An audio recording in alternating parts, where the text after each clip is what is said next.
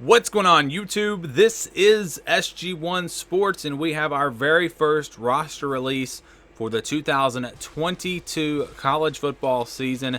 I'm going to kind of run through exactly what is on this initial release, give you kind of an idea of what's going on. So this is for all of my patrons and all of you that are thinking about joining, thinking about getting these updated rosters. To all of my patrons, I want to say thank you, thank you, thank you. This would not be possible without you. The time that I have to put into these rosters, I mean, it would just be impossible if I was doing it for free, and that's why I do have to put it on Patreon. And I just want to thank all of you because without your support, again, this would be impossible. And so I'm doing it a little bit different this year. What I'm doing is I'm removing all the players off the roster from last year's team that are no longer there. If they enter the transfer portal, if they graduated or whatever, if they're not on the roster anymore, I've taken those players off. And then I've added transfers in from other teams, players that I already have created, because I actually do all of this in Excel. I don't do much at all on the game, so I can kind of copy and paste players from team to team. All you have to do is change the player ID and the team ID. Anyways, so it's kind of simple to do that. So we bring in the transfers, we take off the players that are no longer there, and then the other players, the missing players, will probably be filled out with freshmen. We don't have any new freshmen here on this first initial release. I'll explain exactly how that works. I'll show you how it works on a team in just a second. But let's just look at some of the top players. And I'll tell you, so far on this first release, and I'm recording this video on April 7th. You'll probably see this video probably published on April the 8th. That's when I'm going to do the initial release. And so if you're watching this down the road, I can have a lot more teams done, obviously. But right now, as of this recording, I've got the 14 teams in the SEC, and I've got 9 other teams. Out of the ACC, I've got Clemson and Miami. Out of the Big 12, Oklahoma and Texas. Out of the Big 10, Ohio State and Michigan. Out of the Pac-12, USC and Oregon. And then also I have Notre Dame. I will be doing the Big 10 next, in case you were wondering. I'm going to get them knocked out here in the next week or so, hopefully. And so those are the teams that I've released as of today. But again, we'll be cranking out more teams pretty quickly. So let's just look at the top players. Out of those 23 teams, the top players, and this is just crazy. The 299 overalls are both from Alabama, Will Anderson and Bryce Young. So if you're wondering why I'm high on Alabama, I think that might show you right there. And then the only 98 that we have so far, again, we could have some other 98s or 99s potentially, is Jackson Smith and Jigba. He's a 98. You got CJ Stroud there at 97. Moody from Michigan, the kicker, he's a 97. Brock Bowers, Georgia at 97. Xavier Worthy, 96. And how about Bijan Robinson at 96? Texas with 2 96 overall skill position players. Noah Sewell of Oregon, he is a 96. Noah Ruggles a 96. Michael Mayer, tight end from Notre Dame, is a 96. And then you'll see some generic players here. Jason Amendola, a 95 from Notre Dame. And we'll go Keyshawn Boutte, a 95. And Eli Ricks of Alabama, transferred to Alabama, a 95. And I'll just go to the 95s there. So if it's a team that has not been completed, what you're going to see is this right here. You're going to see a bunch of generic players. And the reason I do it this way is so if you want to start a dynasty, you're not going to have to worry about starting a dynasty and having a bunch of players from last year's roster still in the game. So the players that I haven't done will just be generic players. And, of course, you can auto-name those when you start a dynasty. And this will allow you guys to start playing right now. You're not going to have to wait. You're not going to have to worry about – because that can kind of ruin things. I mean, when you've got players from last year's roster playing on teams from last year, it doesn't feel like a new year, even if your team maybe is updated. So that's why I do it that way. So the teams that have not been updated will look like this. And so the teams that I have updated will look like this. You'll see most of the players will be done, but you're going to have some players that have not been completed, and they will be generic. So for quarterback, you've got Bryce Young, you've got Jalen Milroe, and then you've got QB number 18. And so for all of these generic players on the teams that have been completed, they are redshirted. They're freshmen and they're redshirted, which means they will not show up on the depth chart. So I did that for my spring tournament for the SEC, and I think I'm going to do a Big Ten one as well. That's part of the reason why I did that. And so if you're playing, you don't have to worry about these generic players popping up during a game. So that's how I did that. And again, the reason why I did the generic players here for this first release is because I didn't want to waste a bunch of time trying to figure out, who should I put on this team or that team. I'm just going to wait it out, wait for Athlon's preseason magazine, which comes out at the end of May. They will give me a 2-deep. I always use that, at least for that initial roster. We will make changes again once we get to the fall and see for sure who's going to start. But it's usually pretty accurate. So I will use that depth chart and make sure I've got everyone on the 2-deep from their depth chart, because there could be a guy missing, a player that maybe redshirted last year that is expected to step up this year. I'll go ahead and create him, put him on the game.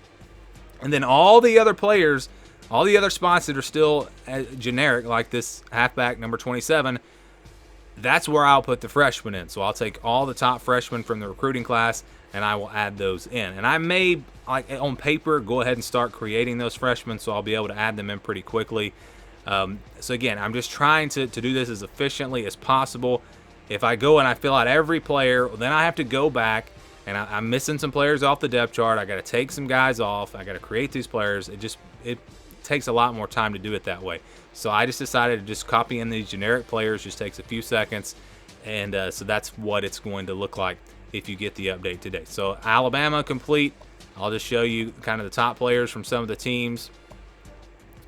Well, I need to get off the halfbacks here. All right, so we got Alabama. Just showed you them.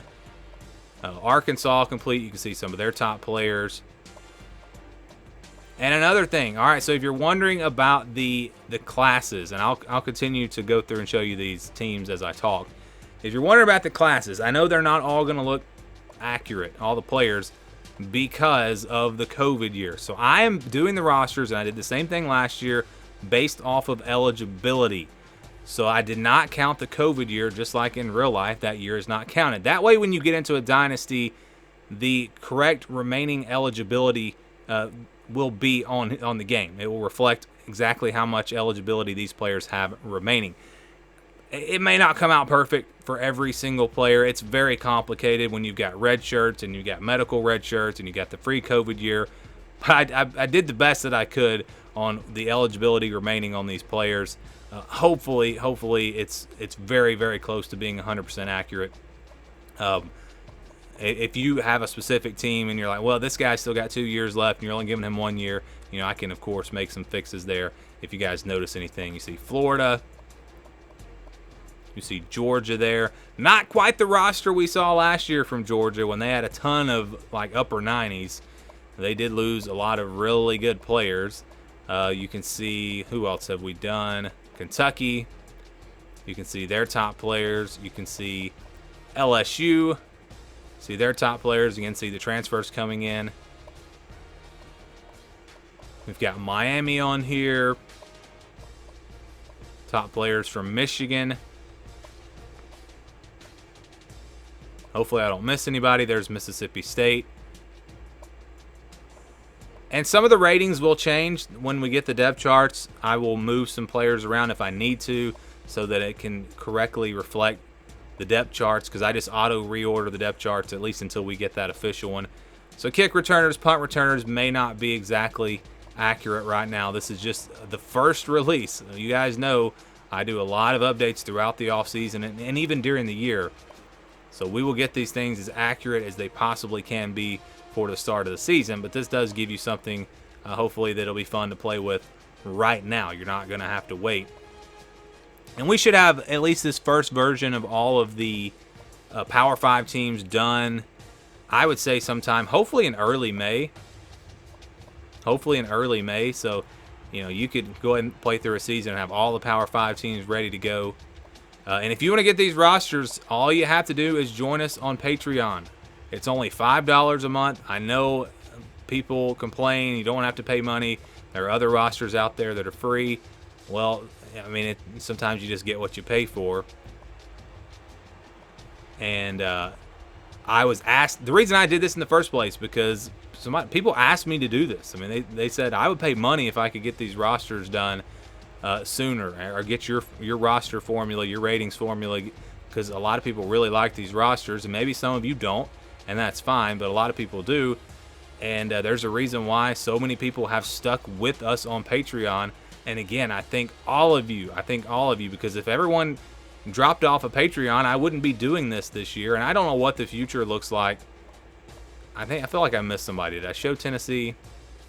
I don't know what the future looks like with the new game coming out next year. I probably will at least do them next year so that I can have rosters for my simulations and everything out before the game, because the game won't come out until like July. So I'll probably do rosters again next year. And if I continue to get support on Patreon, I'll continue to do them. I don't know how much people are going to like the new game. It's apparently just going to be like Madden with college players and uniforms pretty much. I think that is it. So I think I've shown all the teams. So let me show you what the depth chart looks like, and then I will go ahead and wrap this video up.